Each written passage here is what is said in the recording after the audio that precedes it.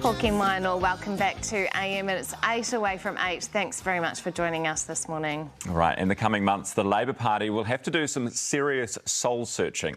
Will they keep Chris Hipkins as the leader, and does he still even want the job?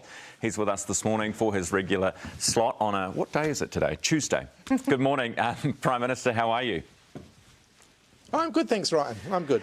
Yeah, how have you been? What have you been doing? Because it's been a bit of a weird period after the election. Have you started to, move your office yet? Are you at that stage? What's going on? Well, we're all boxed up, ready to go, so we can't move until the new government have sorted themselves out and figured out, who the new government's going to be. So in the meantime, we just keep the home fires burning. There's still a bit of day-to-day, business of government that needs to be transacted. Nothing controversial. We've, just things that need to be signed off, and to keep the wheels of state moving. And then as soon as the new government indicate that they're good to go, they'll head up to Government House and they'll be sworn in, and then our boxes get moved and we're off. And how is that feeling, that process? It is. I mean, look, I should acknowledge it's pretty tough for the people who work for us. Most of the people who have been ministers are returning to Parliament, and they still have jobs. But for many of the people who work in the beehive in political roles, this marks the end of their employment, and so that is a pretty tough period. And so one of the things that we've been doing over the last couple of weeks is just making sure that we're thanking them for their service and making sure that we're supporting them in the transition to whatever's coming next. Have you had within your caucus, are you aware of anyone else doing the numbers or looking to challenge you for the leadership? No, I'm not, but I'm sure colleagues are speaking to each other. We've indicated that we'll get together again soon once we've actually got the final vote count. There's not a lot of point in getting the caucus together again until we know who the caucus is going to be. There are a number of seats at the moment that sit on a very narrow margin, so we need to get a final result from those before we all get back together again. Is being leader of the Labour Party actually something that you still want to do? Well, as I indicated a week or two ago, I've still got a bit of fight left in me. I've still got, I'm still pretty passionate about New Zealand and about New Zealand politics. And the Labour Party has always been very good to me, and I, continue to be very committed to the New Zealand Labour Party. There is a review going on, a Labour Party review into the election result. Have they asked you for your analysis on what went wrong, and what did you tell them? Of course, I mean, I'll be part of that review. I haven't sat down with the team doing the review just yet. But our review needs to be more than just a review of the election campaign. Of course, we will do that.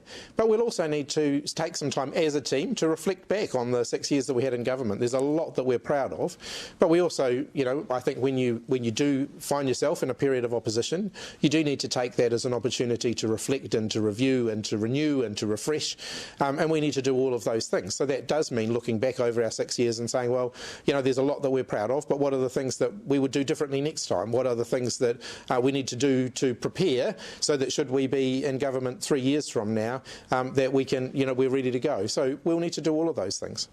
Let's talk about Gaza. New Zealand was the only Five Eyes country to vote for the humanitarian truce. Are we striking the right balance here?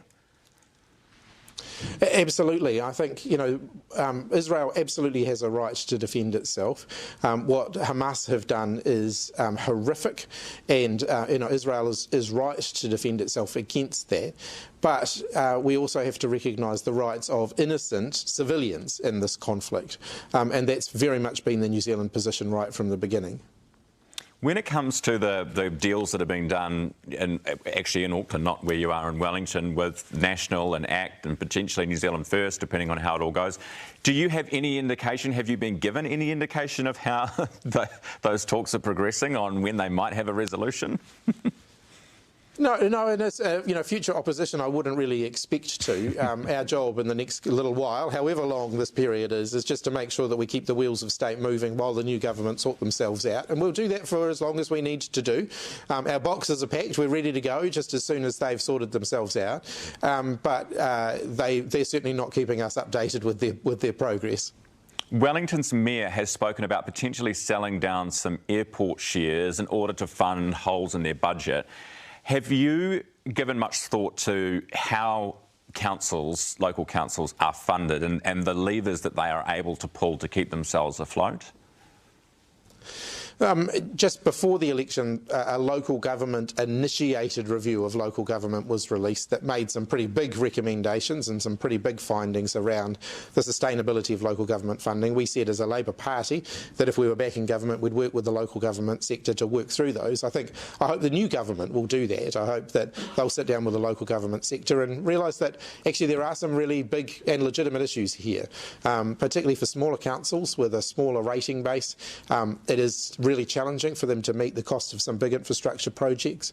For other councils across the country where they haven't invested in their infrastructure over a period of time and that infrastructure's become run down, they've got a very big price tag ahead of them in order to bring their infrastructure up to scratch, and many of them are going to struggle to do that. So I think we do need to have a pretty honest conversation, not just about how we fund the immediate work that needs to be done, but how we actually do this more sustainably, because for a long period of time in New Zealand, councils have prided themselves on keeping rates increases low, but to some extent all they've done is transfer the cost of what they should have been doing onto future generations. Yeah, true. Prime Minister, thank you very much for being with us this morning. We have very much enjoyed your time. Actually, before we go, Tony with an I. How is Tony doing? Everyone wants to know. Very good, thank you. No, very good. We're very happy. We did an interview over the weekend just to sort of set out the record, because there was a lot of interest after I acknowledged her on election night. But I am intending to go back to my past practice of keeping my private life, private. But it's been lovely to get the messages of support that we have over the last couple of weeks. Yeah, nice. Well, we're all very happy for you, and congratulations with that. Labour leader and current Prime Minister Chris Hipkins, thanks for your time.